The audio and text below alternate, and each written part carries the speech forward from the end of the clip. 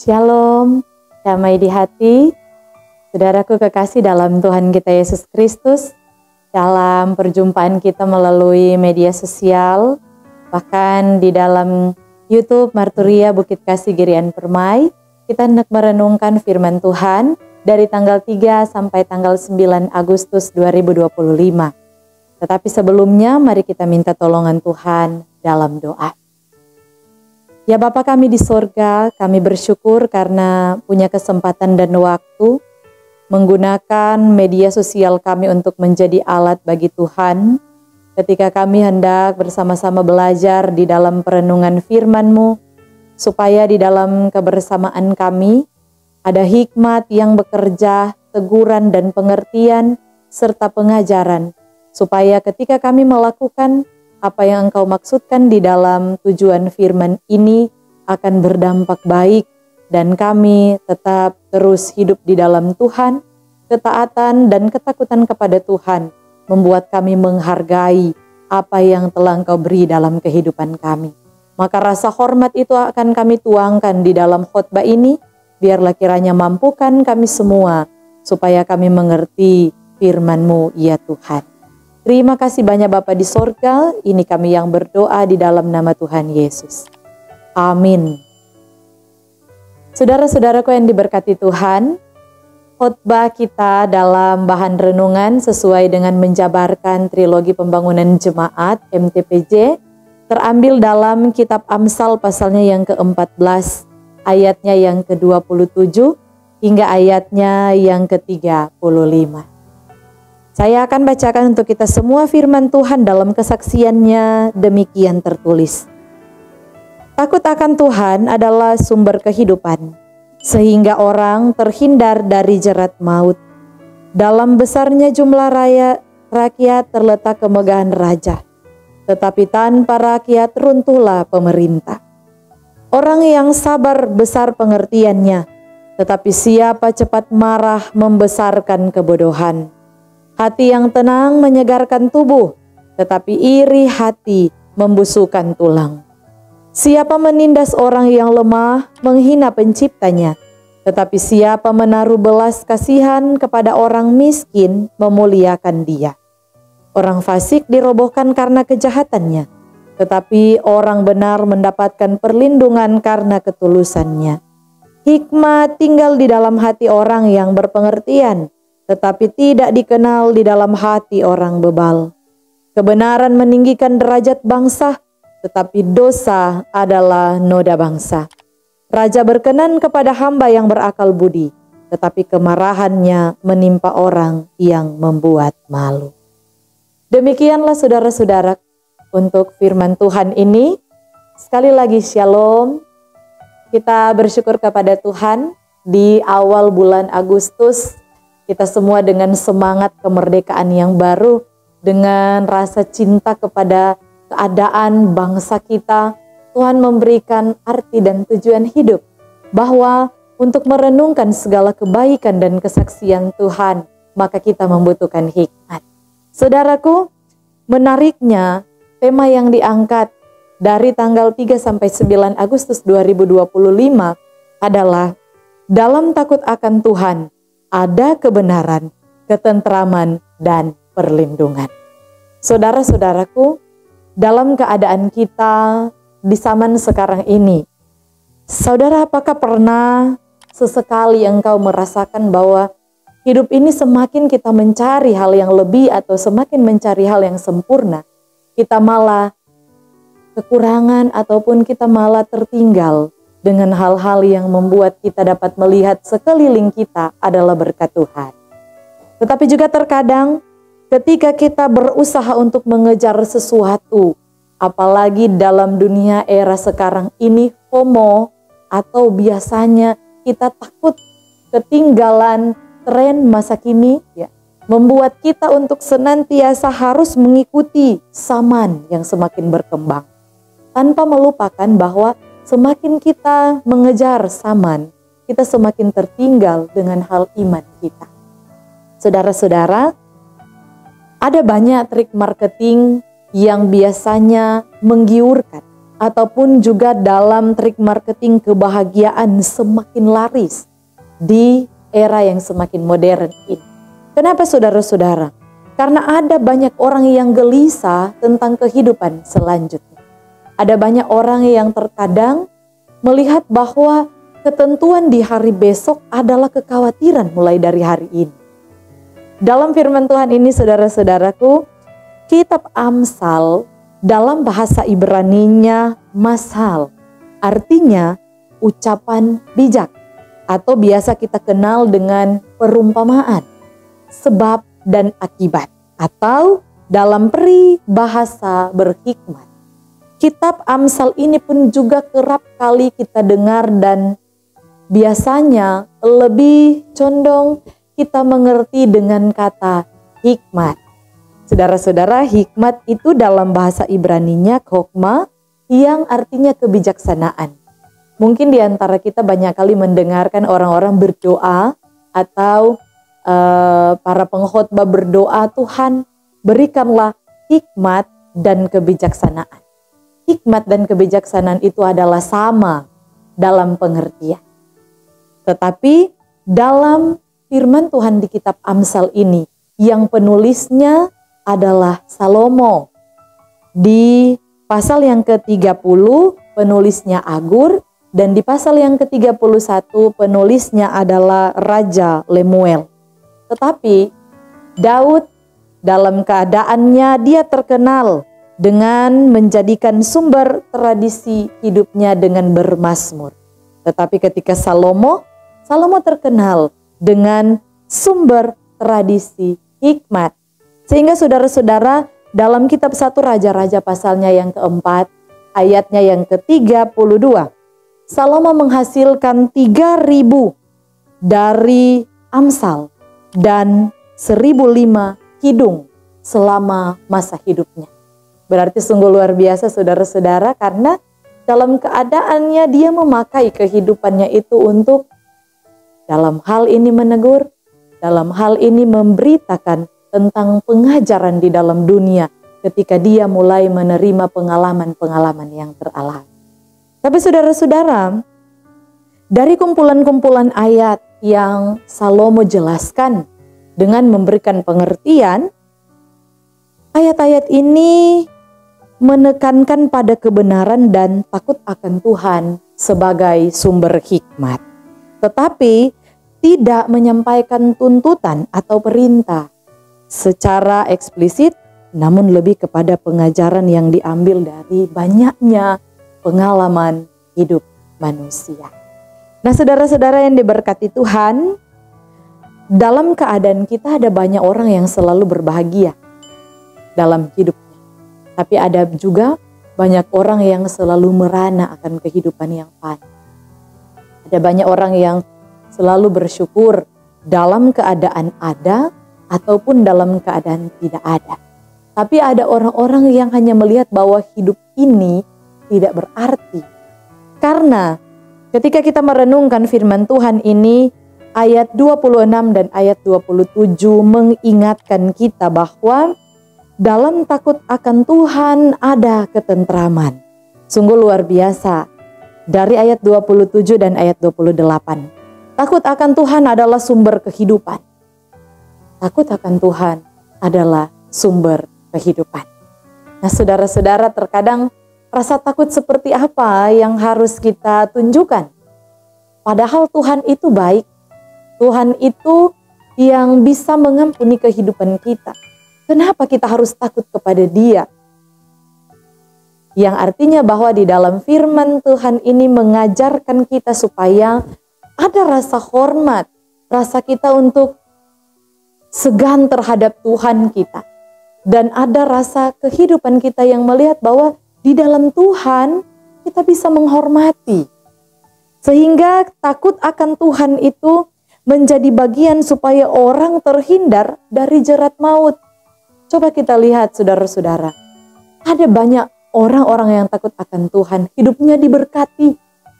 Orang-orang yang takut akan Tuhan tidak akan pernah merasa bahwa dia tidak akan menerima berkat, bahwa dia sedang kena sial.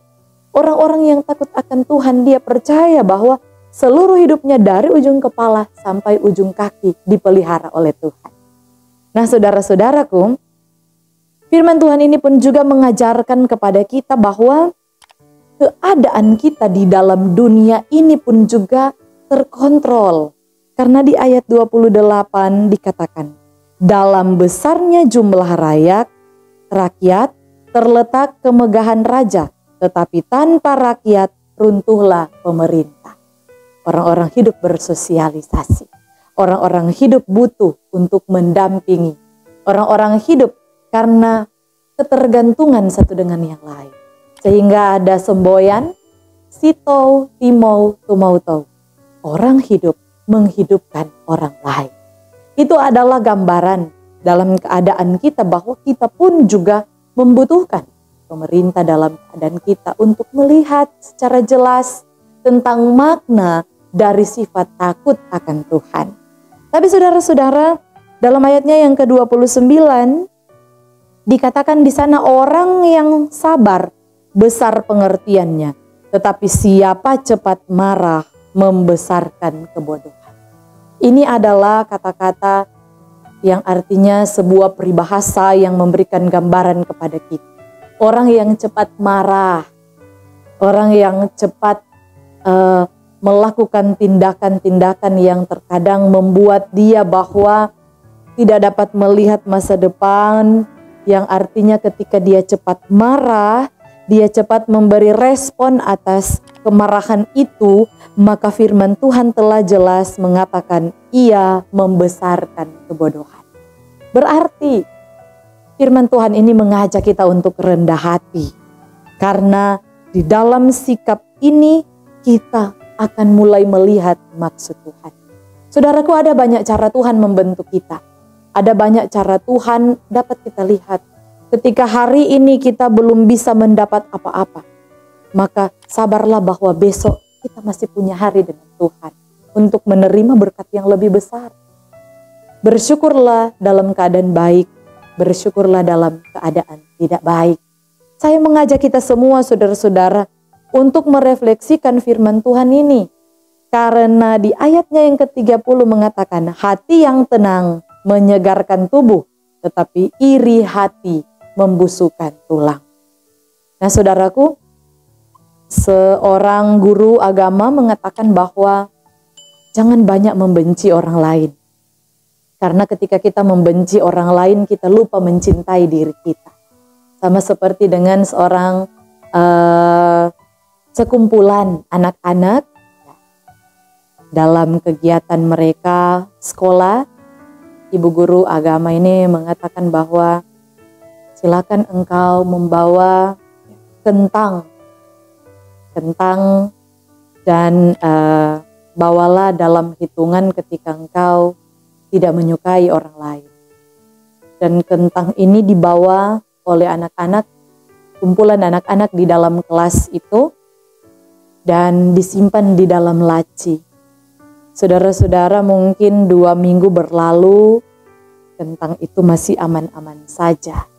Tetapi ketika sudah masuk dalam minggu yang ketiga, saudara-saudara, kentang itu mulai mengeluarkan air, dan kalau orang pe bahasa Minahasa bilang, so mulai padede. Nah, dia sudah mulai menunjukkan reaksi yang berbeda, sudah tidak fresh lagi. Dan mulai ada sisik-sisik dari binatang-binatang kecil yang hinggap ke kentang itu dan membuat anak-anak tidak merasa nyaman. Bahkan anak-anak itu mengeluh kepada ibu guru bahwa mereka tidak nyaman dengan bau dari kentang ini.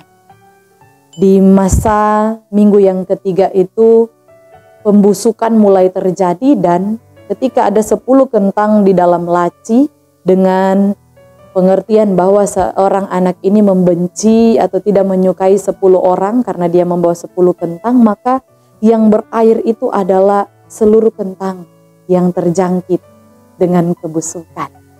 Sehingga saudara-saudara yang teralami bahwa seorang guru ini mengatakan bahwa begitulah keadaan hidup kita, hati kita seperti itu. Ketika kita lama menyimpan iri hati, dengki, kesombongan, keegoisan, bahkan dosa-dosa yang tidak bisa terlihat oleh orang lain, maka itu membusuk di dalam hati kita. Kentang itu melambangkan hati kita yang sementara membusuk. Karena apa? Karena perasaan kita yang tidak mau untuk mengampuni. Ingat saudara-saudara, hati kita dan tubuh kita ini adalah bait Allah yang dikatakan itu adalah berkat Tuhan. Maka ketika dalam firman Tuhan ini disampaikan bahwa iri hati membusukkan tulang, ternyata saudara-saudara itu membuat keadaan kita melemahkan iman kita sendiri dan lupa mencintai diri kita. Sehingga saudaraku, biarlah hikmat tinggal di dalam hati orang yang berpengertian, tetapi tidak dikenal di dalam hati orang bebal. Orang bebal itu adalah orang yang sudah percaya, sudah tahu tentang firman Tuhan, tapi tidak mau melakukan firman itu.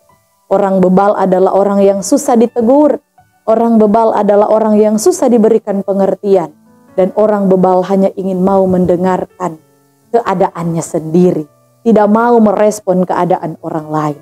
Maka ketika hikmat tinggal di dalam hati orang yang berpengertian, maka segala sesuatu yang diserahkan kepada Tuhan pasti didengarkan oleh Tuhan. Maka di dalam firman Tuhan ini, biarlah dosa tidak akan menutup jalan berkat kita. Tetapi dosa akan mengelilingi kehidupan kita, keluarga kita. Supaya ketika kita hidup di dalam dosa dan Kristus memberikan pengampunan, maka kita luput dari dosa-dosa itu. Sehingga saudara-saudara, ada berkat yang tercurah dalam kehidupan kita. Banyak orang di zaman sekarang ini rindu berkat Tuhan, rindu dicintai oleh Tuhan, tetapi terhalang karena dosa yang melekat. Maka ketika kita memperbarui hidup kita, kita dapat melihat bahwa ketakutan yang kita berikan respon di dalam Tuhan, di sana ada kebenaran, di sana ada ketentraman, dan Tuhan melindungi kehidupan kita. Maka biarlah kita termotivasi di dalam firman Tuhan ini, supaya kita tidak terjerat dalam maut dosa, dan kita hidup di dalam Yesus yang adalah berkat itu sendiri. Maka Tuhan memberkati firman ini dalam keadaan kita, dalam kehidupan kita. Bagikanlah berkat firman ini.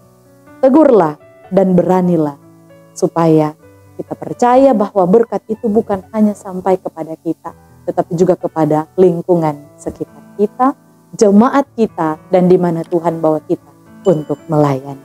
Terpujilah Tuhan atas firman ini. Amin. Mari kita berdoa. Bapa kekal di dalam sorga, terima kasih atas pengertian dan hikmat-Mu.